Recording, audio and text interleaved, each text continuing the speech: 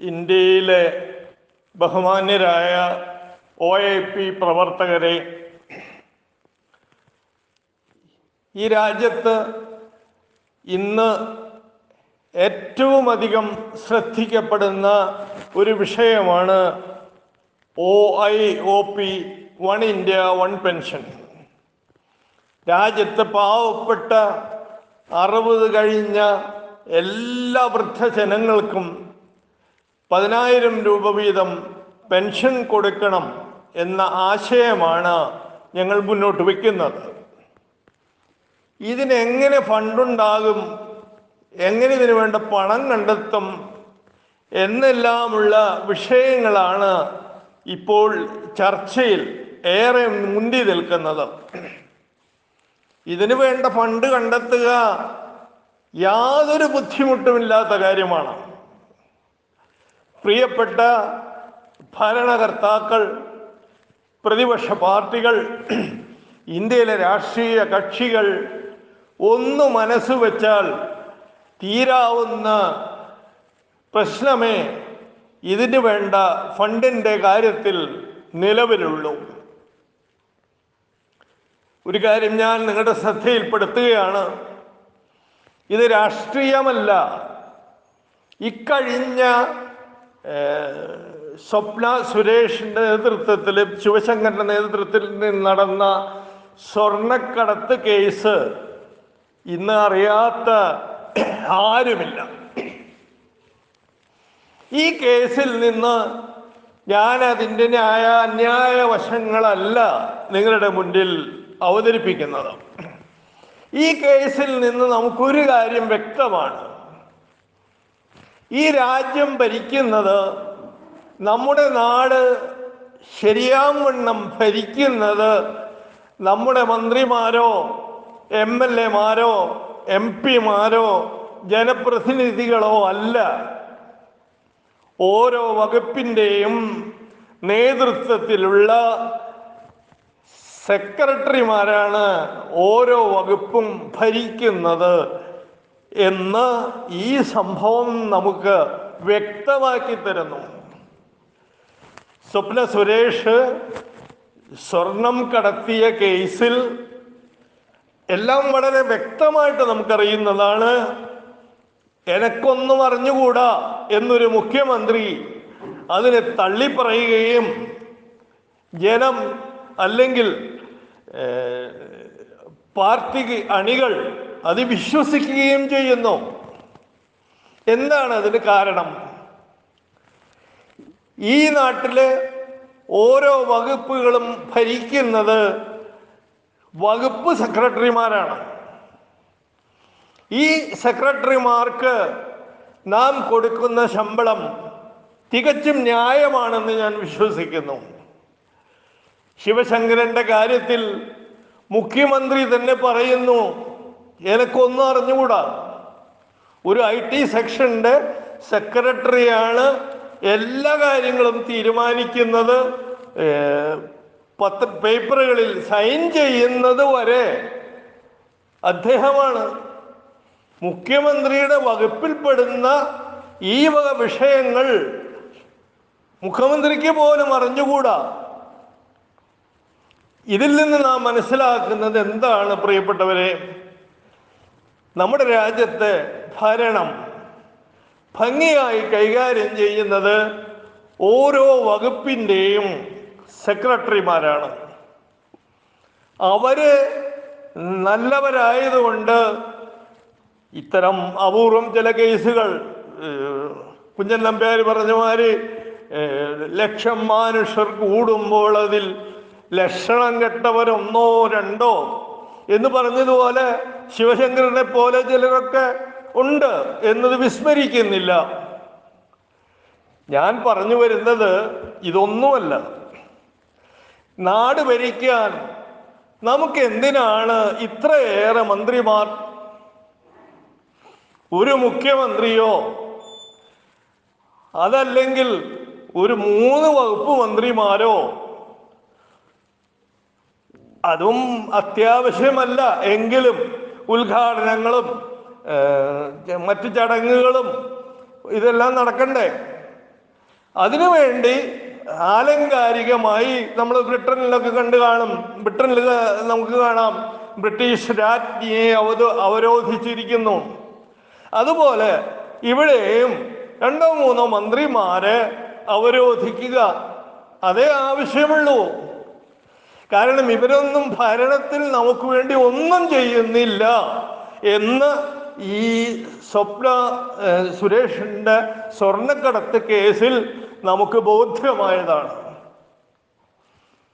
അപ്പൊ ഈ മന്ത്രിമാരുടെ എണ്ണം കുറച്ചാൽ എന്തുമാത്രം ഭരണ ധൂർത്ത് കുറയ്ക്കാൻ കഴിയും എന്ന് നിങ്ങൾക്ക് ചിന്തിക്കാം.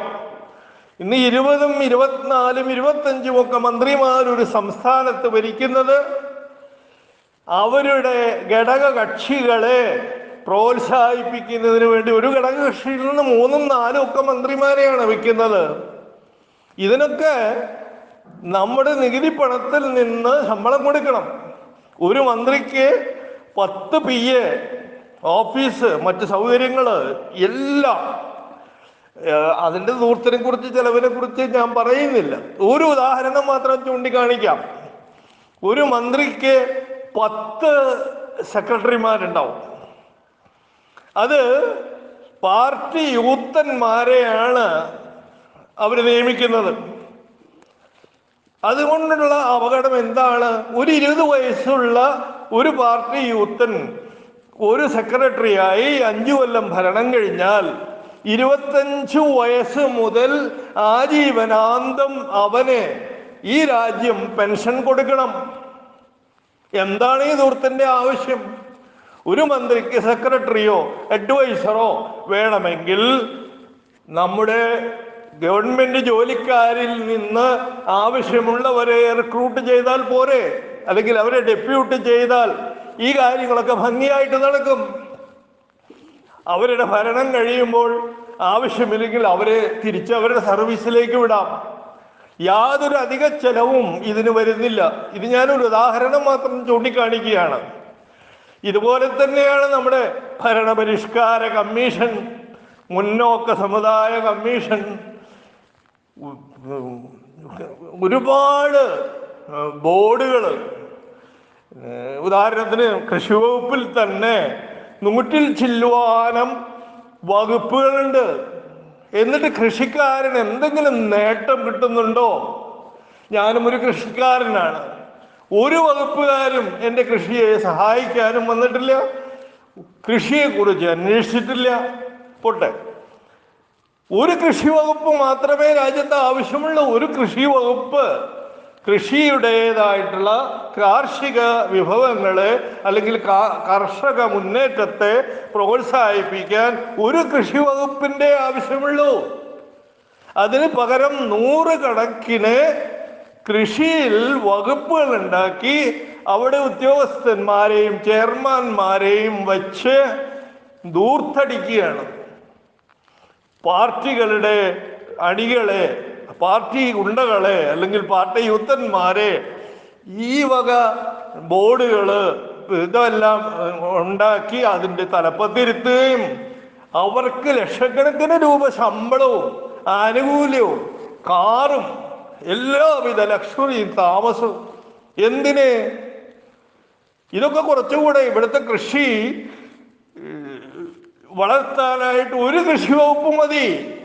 ഒരു കൃഷി വകുപ്പിന്റെ കീഴിൽ ആവശ്യമുള്ള കാര്യങ്ങൾ കൃഷി വകുപ്പിന്റെ ഒരു സെക്രട്ടറി മാത്രമുണ്ടായാൽ ഇത് ചെയ്യും. ഒരു കൃഷി മന്ത്രിയുടെ ആവശ്യമില്ല. നമ്മൾ ആലോചിച്ചു, ഒരു കൃഷി മന്ത്രി നമുക്ക് എന്താണ് ചെയ്യുന്നത്? ഞാനൊരു ഉദാഹരണം പറയാം. ഒറ്റ ഉദാഹരണം. നമ്മുടെ എനാമാവ് ബണ്ട് റെഗുലേറ്റർ റിപ്പയർ ചെയ്ത് ഉപയുക്തമാക്കാൻ ഇതുവരെ സാധിച്ചിട്ടില്ല. നമ്മുടെ വലിയൊരു വിപ്ലവ നേതാവാണ് ഇന്ന് കൃഷിമന്ത്രി. ഞാൻ രാഷ്ട്രീയം പറയുകയല്ല. എല്ലാ വർഷവും എനാമാവില് വളയം ബണ്ട് കെട്ടുകയും മഴക്കാലത്ത് അത് പൊളിക്കുകയും ഏതാണ്ട് ഒരു 5 വർഷത്തെ പൈസ ഉണ്ടായാൽ ഈ എനാമാവ് ബണ്ട് പോലൊരു ബണ്ട് പണിയാണ്. അത്രയധികം സംഖ്യയാണ് ഓരോ വർഷവും ഈ ബണ്ട് കെട്ടുന്നതിന് വേണ്ടി ചെലവ് ചെയ്യുന്നത്. അതെന്തിനാണ്?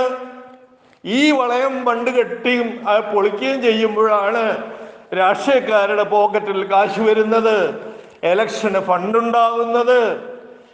ഇങ്ങനെ ഇത് ഞാനൊരു ഉദാഹരണം പറയാണ്.